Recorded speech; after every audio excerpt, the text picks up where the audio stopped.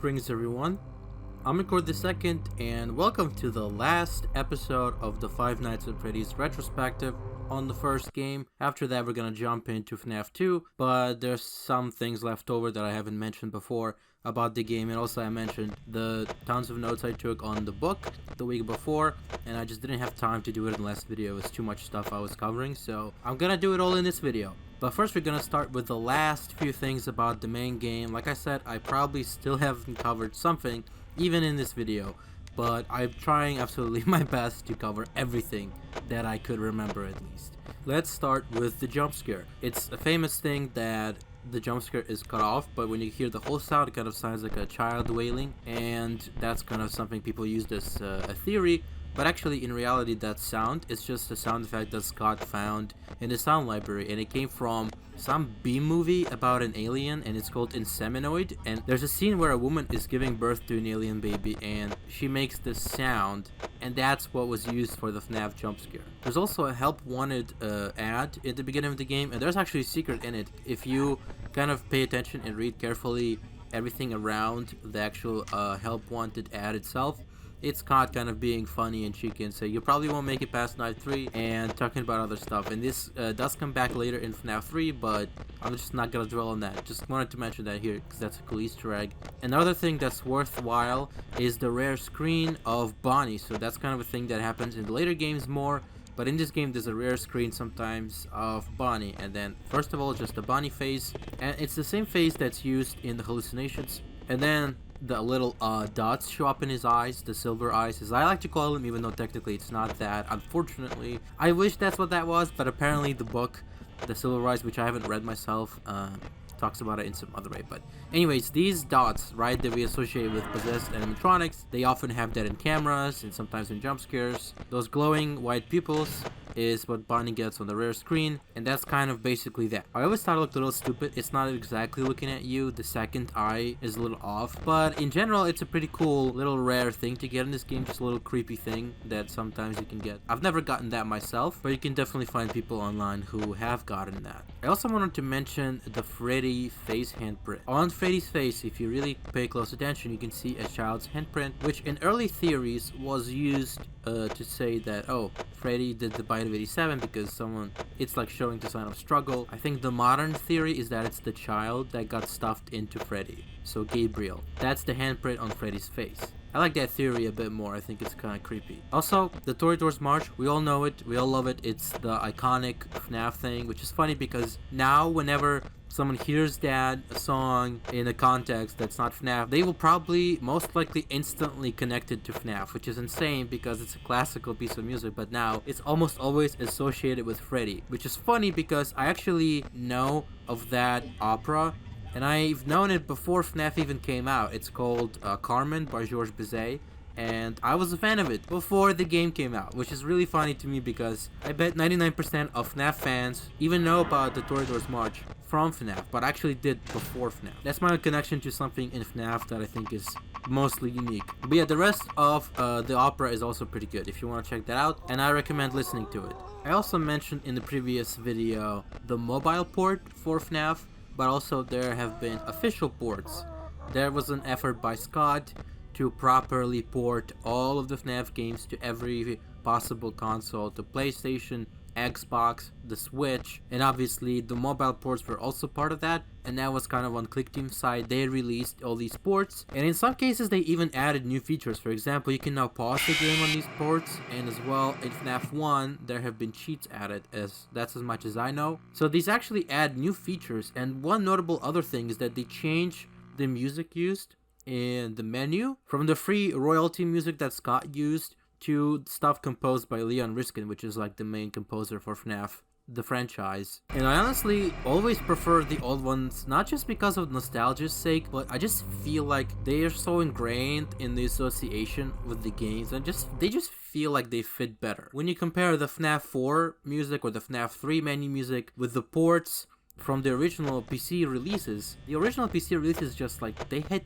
different, you know, they feel better in my opinion, but that's just my take on it. But yeah, that's one of the key differences in the new ports, and these are, I guess, better versions of FNAF, but I would not recommend playing FNAF outside of the PC because these games are very much point and click games, and not that it would be impossible to redesign them to play better on other platforms. None of the existing games play well at all. That's not what I'm saying, but what I'm saying is usually, a lot of the time, with some games especially, the experience is greatly diminished by not playing it on PC. So that's just my personal recommendation. If you're gonna try these games, probably play them on PC, or at least start with that. If you want to play FNAF on like your Switch when you're traveling, then maybe sure, I guess. I also didn't mention that there was a Kickstarter for this game, which is an early part of the history, and then that Kickstarter failed completely. It didn't raise a single dollar. It was eventually shut down. I just think that's really funny that the game couldn't get an ounce of support on Kickstarter, but then when it came out, it became this massive hit and made Scott a millionaire. I just think that's really funny. And one more technical thing about FNAF 1 is that there's a way to abuse the game if you manually change the frame rate on your computer. Foxy runs based on the frames.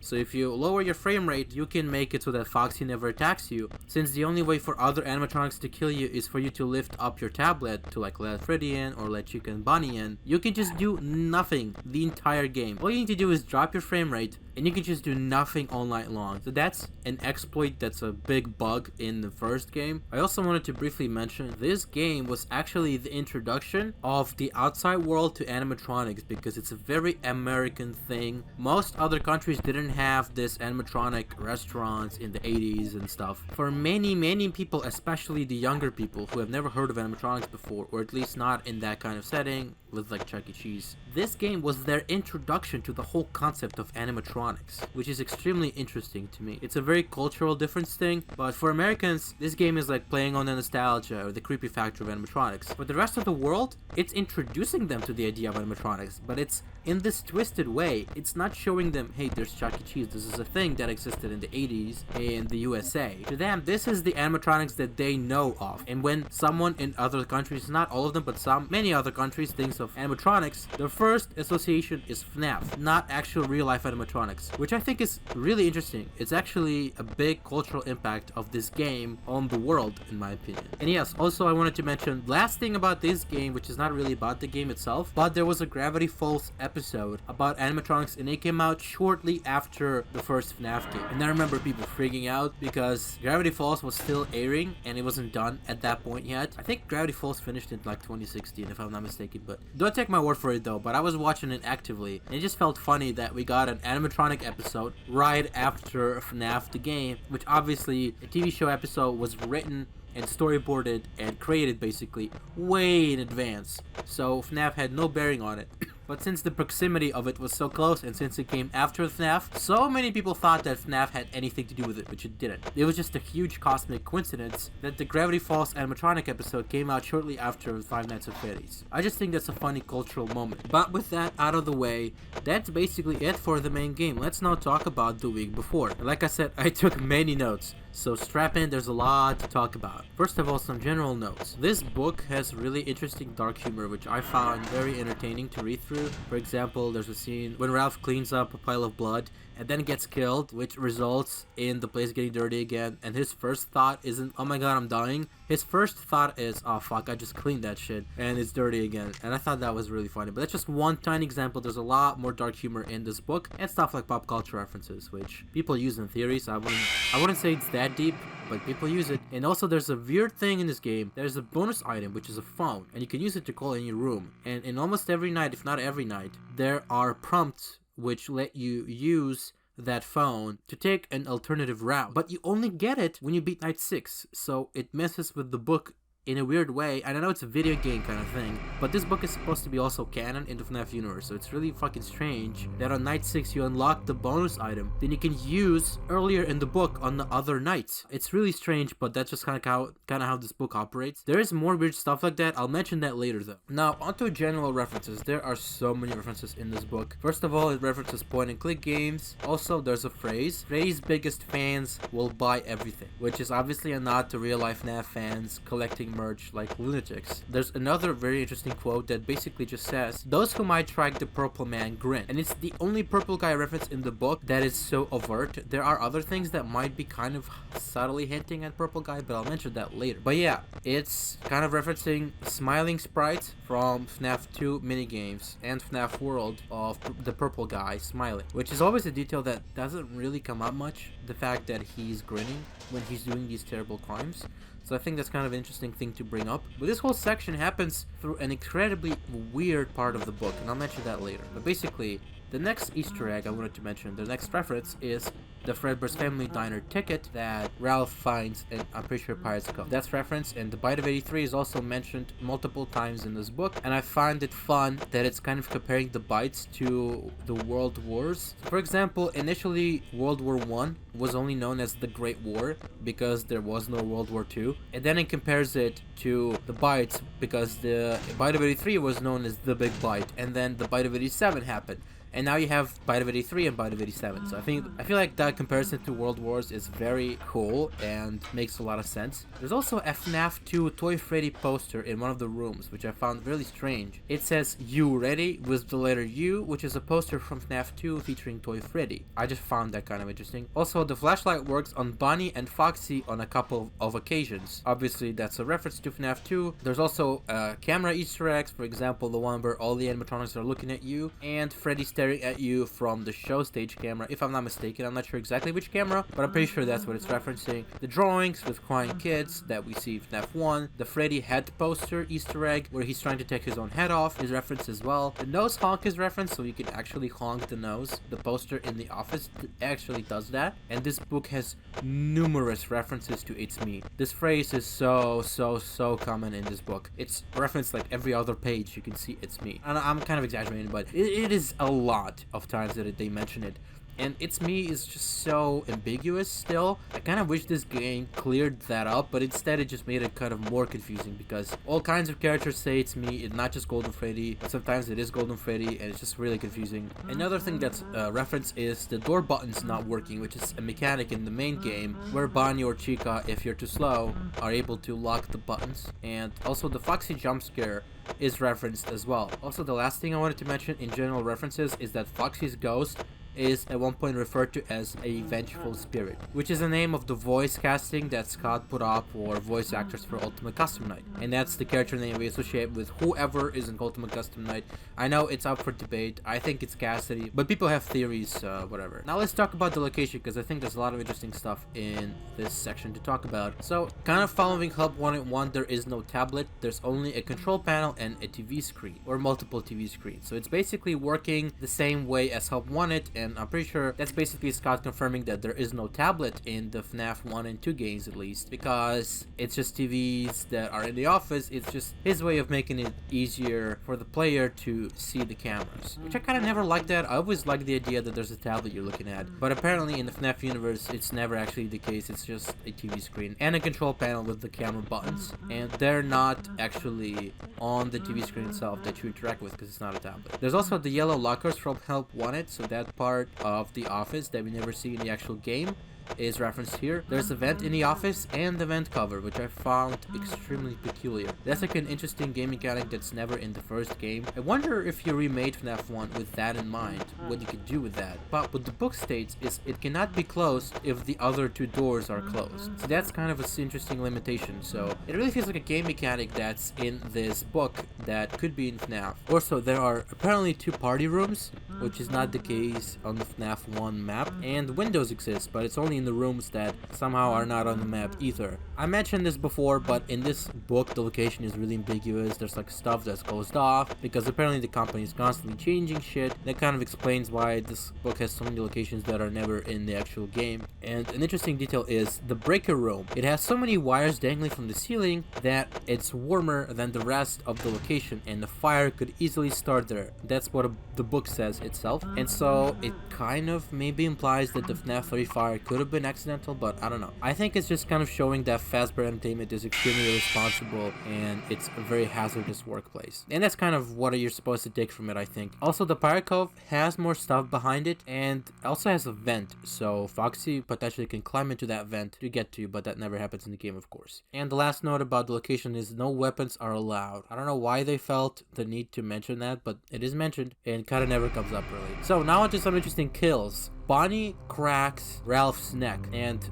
that happens because I think on night 2 Ralph fixes Bonnie's head because it just falls off of him, and there's a way to lose on that night, and that kind of mentions the fact that Bonnie's paying you back. He's saying his thanks by cracking your neck, which makes no sense obviously, but that's the irony, that's like the dark humor of this book. Also, Bonnie stuffs Ralph into a spare Fredbear suit, so the Golden Freddy suit, the Fredbear suit, is in the backstage somewhere. We just don't see it in the game, which I think is kind of a cool lore detail. Chica also stomps on your head and crushes your skull on night 6. Extremely gruesome death in this book, but there's a lot of interesting gore in this one if you're into that kind of thing. I'm not really, but I found those really interesting deaths to mention. Now onto the lore. Some man tried to stop the Bite of 87 apparently. It's never seen in FNAF 4, but according to this book, that is something that happened. Also, working at Freddy's was actually good before 1985, and I assume that's because of the missing children's incident. So apparently, even despite the bad PR of the Bite of 83, working at Freddy's was actually kind of awesome. Maybe that's because Fredbear's Family Diner is the place where the bite occurred, so Freddy's was doing fine. Or maybe it's because that was an accident and therefore the PR wasn't as bad as, you know, a fucking serial killer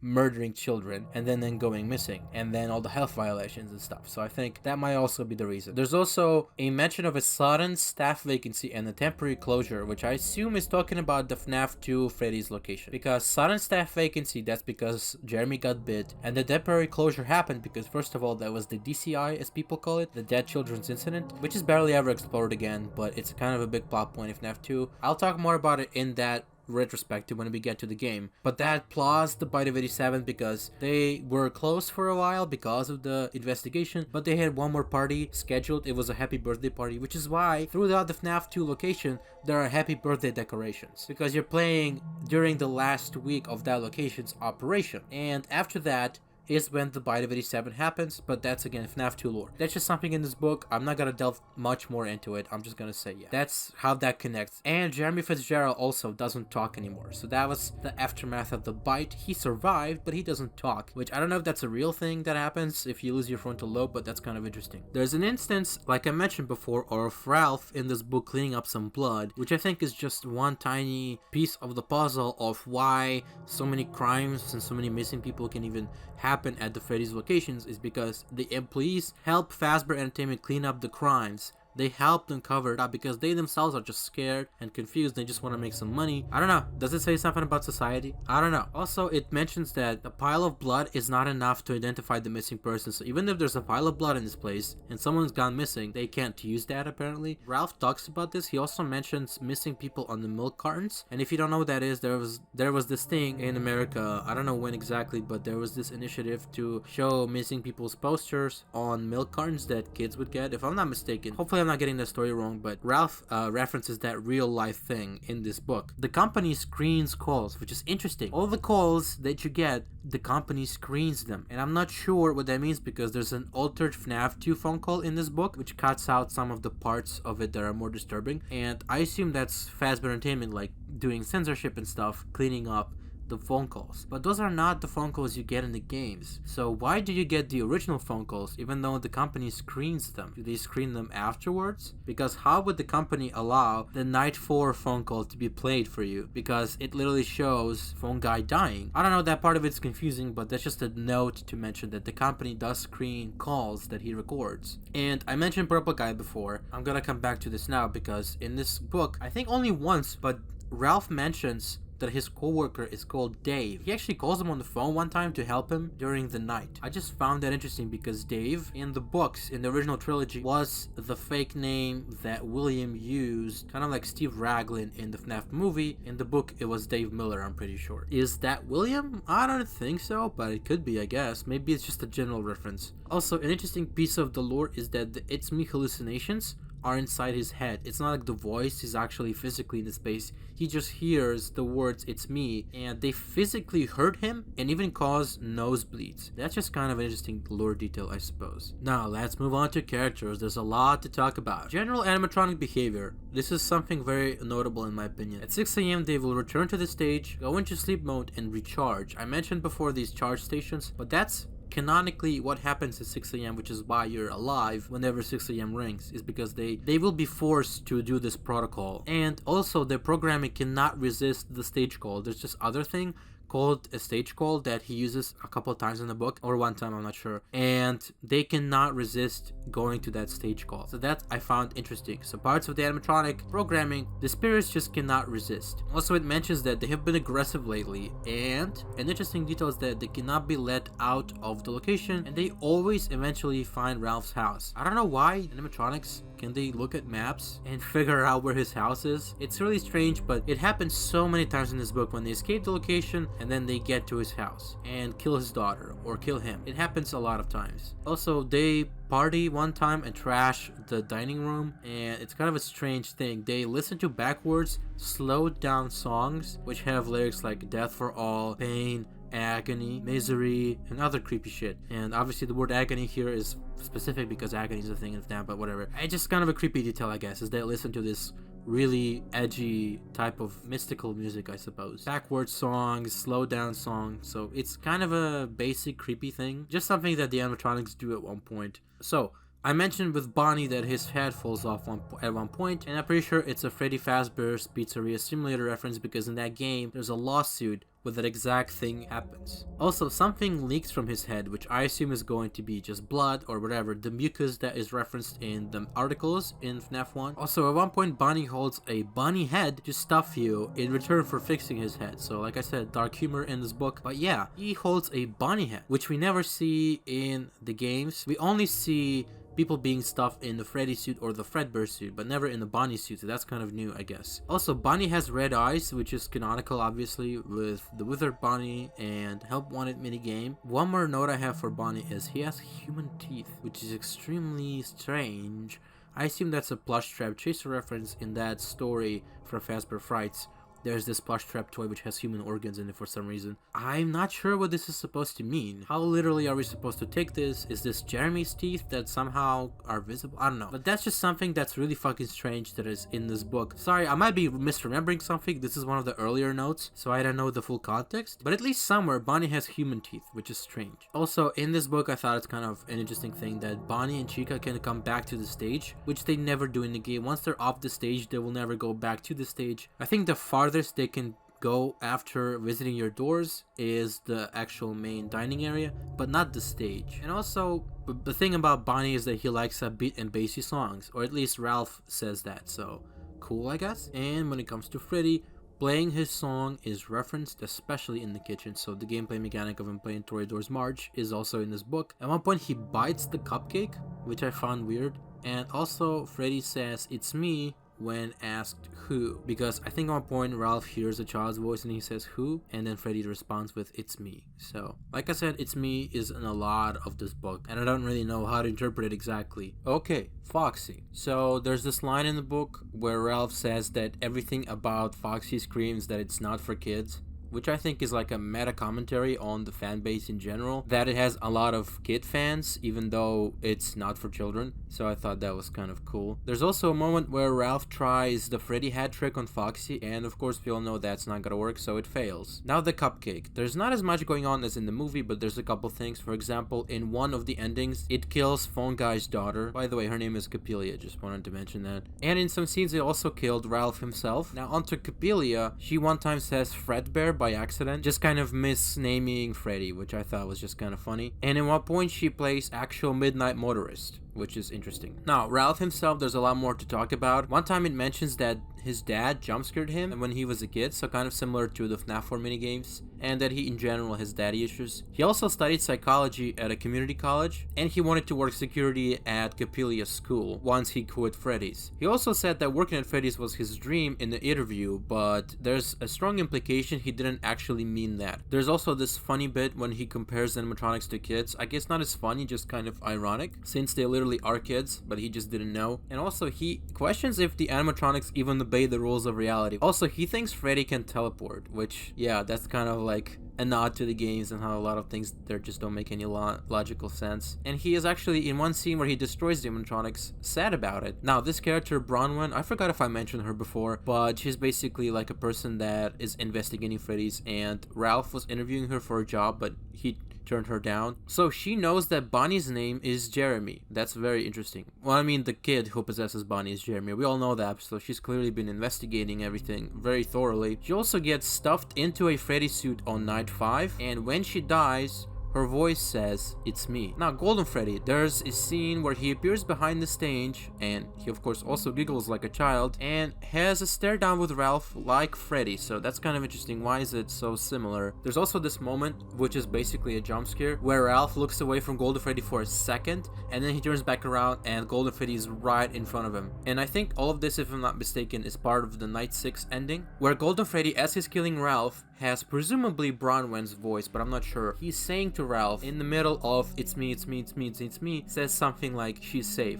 implying that Coppelia is safe, which is interesting. It means, how does possession work exactly? Does the person who's dying in the location become one of the spirits in Golden Freddy? I'm not sure what this is trying to imply, but there's a lot of mystery around that in this book. And now let's finally move on to events. This is the last section of my notes, but there's a lot more to talk about still with these, so just buckle up. But this is like the last section, I swear. In one instance, lawyers are sent after Ralph because apparently they think he broke Bonnie on purpose when he was trying to fix him. Also, at one point, Ralph gets lost in the vent and dies, with his body not being recovered, which is similar to what the sister location Easter egg was talking about, how they once found the dead body in the vent, the entry vent to the sister location facility. Also, calling 911 is game over, and Ralph questions reality for the rest of his life after he does that. Extremely confusing scene, and I don't really understand why it's a game over and why he questions reality, like it didn't really happen. And I don't know, that one just was a strange ending, but worth calling out, I guess, because it just made no sense to me. At one point, you can use the phone to call different numbers, and at one point, a crying child picks up the phone and says, "It's me." Also, there's a weird death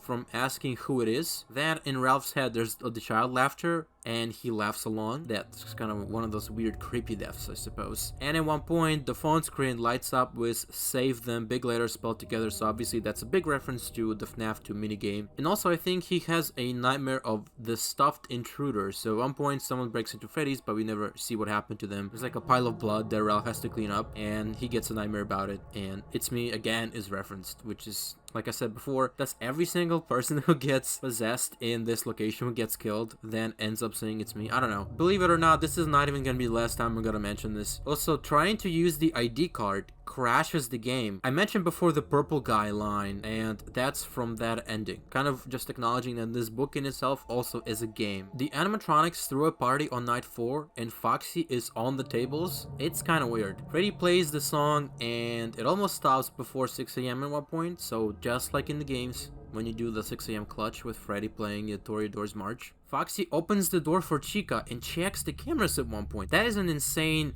event. So Foxy can go and look at the cameras when he's in the office if he gets inside and Ralph isn't there. That is showing how smart they actually are. Also, at one point, the animatronics respect the phone call to home when Ralph calls Coppelia, and Foxy nods and takes the deal to keep Ralph instead of Coppelia. So throughout the book, the animatronics wanna quote-unquote get Coppelia. I'm not sure what that means. I assume it's the same thing as the movie. They want to put her in some suit and make her also possessed. I assume that's what that means. But Ralph does give up himself to save her, which is very interesting. And in this scene, Foxy understands it and accepts the deal. So they just want someone else to hang out with them. That's like the motivation. It doesn't even have to be a kid. I assume they just want a kid because it's more relatable to them than having an adult. But Foxy takes this deal, which is super curious. Also, the animatronics managed to upgrade their charging stations and overload them. I don't even know how that's fucking physically possible for them to do, but somehow they managed to do that. That is crazy. And I have this final subsection of Night 6. There's a scene where the animatronics laugh exactly like children, first starting with Freddy, so kind of similar to Golden Freddy. And it's implied that Coppelia dies in one of the scenes, and then Freddy says, "It's me," over the phone and laughs because the animatronics got into the house. I think Foxy, because I think one of them was distracting Ralph, if I'm not forgetting anything, and that let the other animatronics get to his house and find Coppelia. I'm not sure what happens to her, but I assume they kill her. Also, there's a scene where Foxy takes revenge on Ralph because he wasn't part of the escape plan. Or I don't know, it's not exactly concrete because the book is being told by Ralph, so it's not a narrator voice explaining the story, it's Ralph's thoughts. Ralph thinks, oh, he's mad because he didn't get to be part of the escape plan, or he's just helping the other animatronics. So we don't really know how Foxy feels exactly. But there's a scene there where the other animatronics just watch as Foxy kills you. Also, there's a whole other branch of this ending where Foxy breaks into Ralph's house, and then they manage to defeat Foxy and destroy him. Then Fazbear Entertainment charges him more for animatronic repairs than he makes in a year. So basically he has to work at Freddy's for more than 1 year, and it's insane. So it's basically financial ruin in that ending, but at least they survived. And there's a super bizarre ending. This was one of the most confusing ones, actually, even though it's not super cryptic. But they outrun Foxy at one point, but it gives you a game over. They survive, they escape, but it gives you a game over. And then Ralph wants Coppelia to call Bronwen's mom, presumably to tell her what happened to Bronwen. This is just super puzzling. Why is this a game over? And the absolute last note I have is, after Foxy kills Coppelia, Ralph dreams that Foxy comes to his home with Chica, who's not wearing her bib, and then Chica says it's me in Coppelia's voice. What the fuck happened there? I don't know. Coppelia was put maybe in another Chica costume, I assume, for no other reason that she's female. So they wanted to put her body in a female animatronic. I'm not sure if that makes any difference, because I mentioned before that maybe the spirit is better attached to a male character animatronic if they are a male person. I don't know, man. But that's just something to think about. Why is there no bib on this Chica? Also, I don't know, super fucking specific and strange detail. But that's it, guys. I know it's a super long video, but I had so many notes. I hope I mentioned everything there is to say, but I probably missed something, of course. It's impossible to cover the entire game. But I do hope you enjoyed this episode and just my thoughts about the book and the most interesting parts, in my opinion. And yes, next time tune in for FNaF 2. Finally. I don't know if I'm gonna make it to FNaF 3 in time when that's supposed to release. But yeah, next time tune in for FNaF 2. That's gonna be a long series because I'm gonna have to beat all the custom night modes, and God knows if I even can beat the 1020 mode. I'm gonna try, but I can't promise anything. Anyways, don't forget to smash subscribe, ring my bell, and as always, stay